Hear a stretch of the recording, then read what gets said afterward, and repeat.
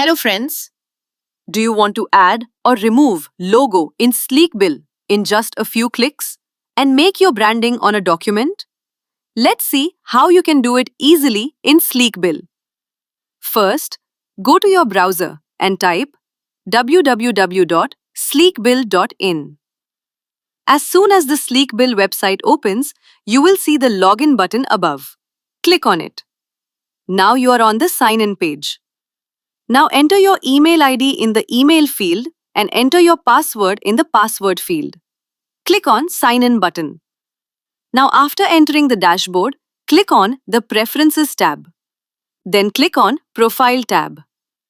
Upload your logo in your logo box. Click on Save. This logo will now appear on your invoices and other documents. And if you want to remove it, just click on Remove Logo Text and click on Save. In this way, logo successfully added to the Sleek Bill system and impress your client with professional documents view.